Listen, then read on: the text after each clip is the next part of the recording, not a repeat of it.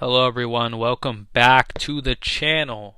And today we have How Strong is Byleth. No intro or nothing, we're just getting straight into the video. It is going to be a shorter one, so let's just go ahead and dive into this and see just what this man is capable of. This is by extension a lot of the Fire Emblem characters, but mostly we're going to go in depth with Byleth himself from Fire Emblem Three Houses. So we're going to start off with something simple, and that is the fact that he can create shock waves with just his slashes. Like pretty much anything he does, he creates a shock wave that blows everything away. This would put him already at least like wall level to create these kind of waves of energy or create this wind pressure after every attack he performs. So that is pretty impressive already. And you know, this feat, it's not just recognized by us, it's recognized by the people in the story. Even his mentors, his teachers, talk about how goated he is, as you can see here. All the lands and the school itself recognize how much of a menace Byleth really is. This is obviously just his base power, as in the game he has abilities that allow him to grow stronger, such as Sword Fares, an ability he could use that actually increases his strength.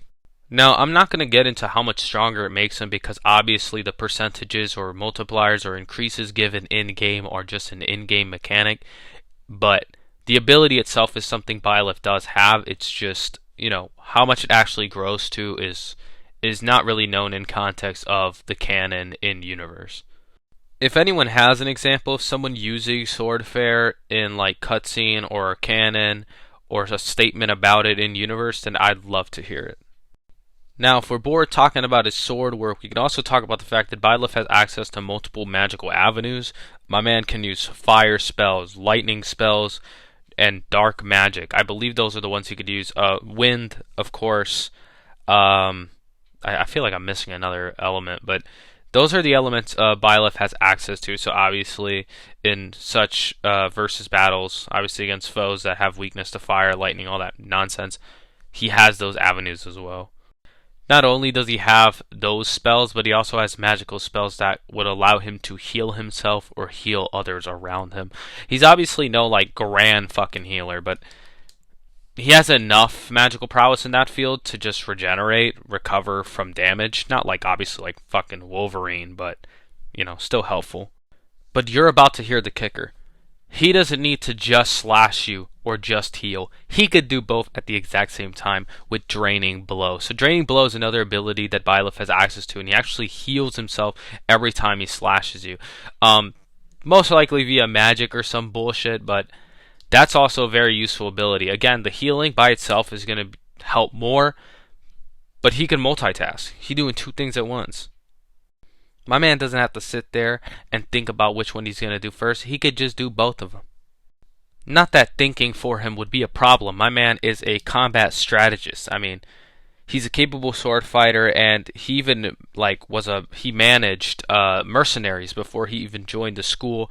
And you know, upon arriving to school, even though he's young as hell, they said, "Yeah, you're going to teach the next generation of warriors across multiple lands, probably the most worthy warriors, you know, regardless of which house you pick." He's teaching Edelgard, Cloud, or I forgot the other fucker's name. I'm gonna get killed for this, but you know who I'm talking about. But regardless, even if you sit there and say, "Oh, you know, they trust him to teach other newbies," that's not actually true. He could also teach other masters of their craft, other people that have been mercenaries for years, have been warriors for years. You know, the non-student characters could still be taught. Hell, other teachers can be taught by Byleth. That's how impressive he is in pretty much every avenue. But of course, you guys want to get into the meat and potatoes. What can this man take? Well, he's able to tank Meteor and Bolganon. I'm probably butchered the hell out of that second one, but these have been calced at town level attacks, town level feats that he can just tank point blank. But obviously more impressive is his feat to actually survive the Javelin of Light, which can destroy islands. You know, this is stated before. Obviously, it's implied as, you know, it destroys multiple island-sized bodies, such as these here. and Byleth survives this attack. This is kind of consistent because we hear Cloud basically say that he's capable of carving out mountains, and obviously a mountain is nothing comparable to an island, so why would we even be surprised? So we're kind of capping him off at like island level AP. As far as speed goes, you know, you obviously cap him at around lightning level. Now, had he dodged like the Javelin and all that stuff, then obviously that would have been ridiculous. But he's dodged lightning before. You know, everyone uses lightning. Like being lightning timer in Fire Emblem isn't like the biggest of deals. So yeah, that's where we're capping his speed. Now, if we're gonna talk about kind of his hacks or whatever, obviously his most ridiculous ability is being able to reverse time using the Dragon Pulse. Now, he could do it up to 13 times a battle. This is, of course, like a game setting thing. We have no idea how much he's actually capable of doing it. Maybe he doesn't have a limit. Like, you know, it's like fucking, you know, the video game is only doing that to add a limit. Or maybe that is the limit. Either way, you could say it's 1 time, 13 times, an infinite amount of times, whatever. The infinite amount of times isn't really supported because then in universe he'd be able to just keep doing it. He'd never really struggle. 13 times, that one's a little bit, I'd say, also ridiculous. It's not implausible because obviously that's how many you get by the end of the game. But at least 2 to 4 times, that's not that crazy to say. But even if he could only do it once, the ability to reverse time, to basically predict what your opponent's about to do in a crucial moment, is very, very overpowered. The last thing I kind of want to cover is, you know how before I said he capped that like island level durability.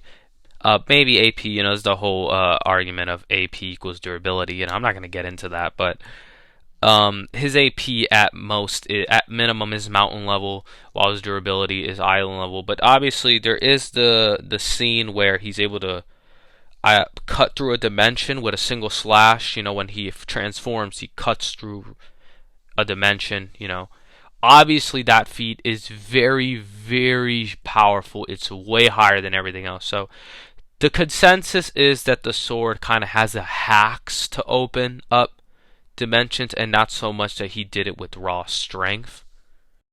But yeah, that pretty much sums up everything on Byleth. Again, if you guys have any more feats that you guys could throw my way, anything that didn't quite add up here, make sure you leave it down in the comment section below. I'd love to hear your guys' interpretation of Byleth's strength. And if there's any other video game character, you know, especially fighting game character, I know Byleth isn't a fighting game character, but if that is something you're interested in, I have a lot of those on the channel and more to come. So thank you guys so much for watching, and I'll see you guys next time. Bye.